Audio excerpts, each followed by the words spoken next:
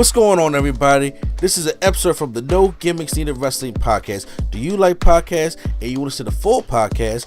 Make sure you check out the No Gimmicks Needed Wrestling podcast on all your podcast platforms, such as Apple Podcasts, Google Podcasts, Stitcher, Spotify, iHeartRadio, among many others. But you're listening to the episode right here on YouTube, so make sure you hit that like button and below, and make sure you hit the subscribe button to NC Studios and NC Level Up for all your gaming needs. This is the Nerd Coalition. Enjoy the show. And then that leads me to the next thing is WrestleDream. So AEW WrestleDream show is Saturday, October 12th. That's this Saturday. Okay. So the card looks like it's pretty much complete right now. I don't know if they're going to add anything on Collision because Tony Khan usually does that, and unfortunately he shouldn't. Got a lot of things going on here. So now when I looked at it the other day, it was 8 matches. So now it's up to 11. Okay, so things have been added. I'm going to go over my predictions real quick and what do I think is going to happen at WrestleDream. So first off, in the pre-show, they got Atlas Jr. taking on Brian Cage for the Ring of Honor World Television Championship. You didn't have me in anything you said right there, and I don't care about the Ring of Honor stuff, so I'm not even going to watch the pre-show, which is going to probably be on YouTube, so I don't care. Next up, we have let's get the Ring of Honor shot out the way. Mark Briscoe versus the Learning Tree, Chris Jericho with Big Bill and Brian Keith for the ROH World Singles for the ROH World Championship. I don't care. And I'm glad Mark Briscoe's getting a singles run. And because of unfortunate circumstances and stuff that happened, the death of his brother. But I'm over the Chris Jericho Learning Tree stuff. And Chris Jericho is one of my favorite wrestlers. And it's just, it's the Ring of Honor stuff. I don't care to get invested into it because I'm not going to be fucking watching it. Because one day I don't even know where to watch Ring of Honor at. But I'm just not going to be watching Ring of Honor. You know? Next up, I see Hologram taking on the Beast Mortals in a 2 out of 3 falls match. Does this need to happen on this show? Have I not been following the storyline to be like, does this match warrant to be on this show? I don't know. Y'all will have to let me know. But I don't know too much. I guess I go with Hologram on this one. MXM Collection, Mansoor and Mason Madden, Lord, versus the Acclaim in a tag team match. I guess he had to get him on the card. You know what? I'm just gonna go with the Acclaim because I still don't think MXN Collection is gonna be. I don't know how much they've been pushing them. I don't even know what the story rivalry of this is. The Young Bucks taking on Private Party for the tag team championships. I have told y'all I have been a big Private Party fan. I'm talking about Private Party back in 2019, 2020, and AEW days, right? So now they finally got a shot at the tag team. I'm like, because Mark Quinn been out for a minute. Isaiah Cassidy been here, but Mark Quinn been out for a minute. But it look like he's back now. I would like Private Party to get a shot at a run with the championships.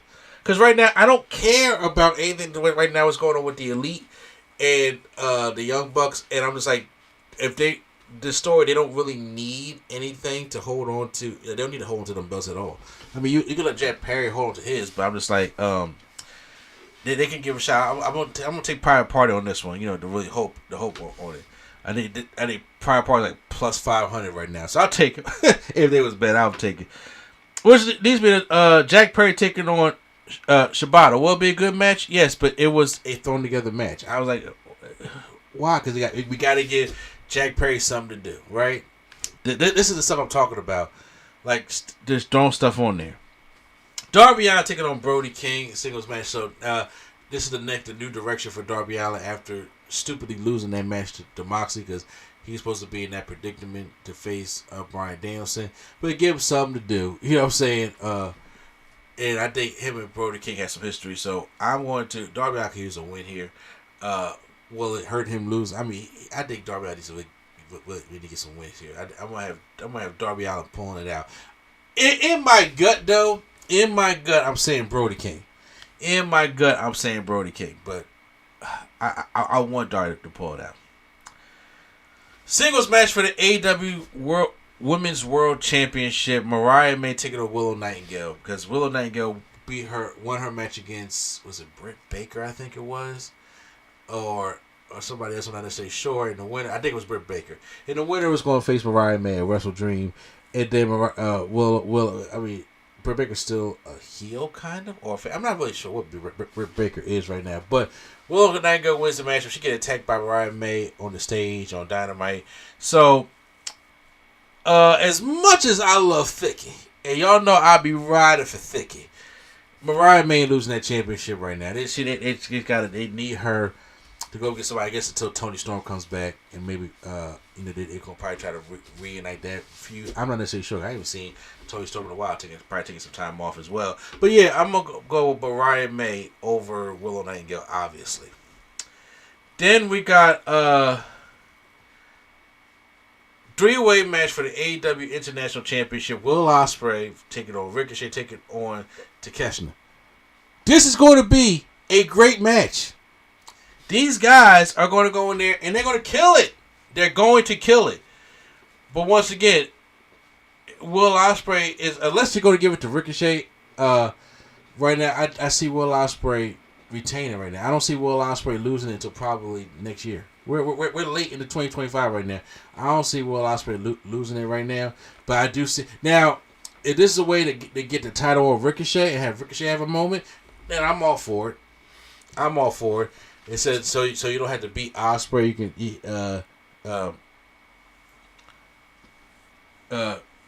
Kenoshi Takeshita can take the pin, which sucks on that front too. But still, overall, it's going to be a great matchup. Then we got Hangman Page taking on Jay White. Jay White just came back and he just targeted Hangman Page. Hangman Page didn't lose his match at all. Hangman Page literally killed Swerve in that cage match at All Out. And he, even though it doesn't count against his record, but still the fans saw it. He winning. He probably should go and get that AEW championship. But you got to build him back up. So he got to get some big wins under his belt. So beating Jay White, I think will be good, and then eventually he'll go and get that championship back. So I'm going with Hangman on that one. I'm sitting there thinking, I think that's all the matches until the main event. I got out the way, talked about that. Then let's go on to the singles match for the AEW World Championship. I was just checking to see if Mercedes had a match on there tonight. I was just talking about, like, is her and Chris Allen even going to be a thing? I don't know. But we got Bryan Danielson taking on Jon Moxley for the singles match for the AEW World Championship. I know Bryan Danielson just won a championship from Swerve at All In back in August. But right now in October, it feels like we're getting the rush. Then they're giving Danielson all these matches because he's not going to be full time. And it's like, okay, well, he had his little run. He got some of those dream matches, like when it comes to Nigel McGuinness, even though all this shit was rushed. So they didn't have enough to build up to it to make it that special. It's good to have some good heat, good story behind a match like Swerve and Hangman, to be able to still just have a good moment on some of that. But they didn't do that. But right now, it looks like Moxley is going to win this title. And this goes back, what's a 4-time AEW champion right now?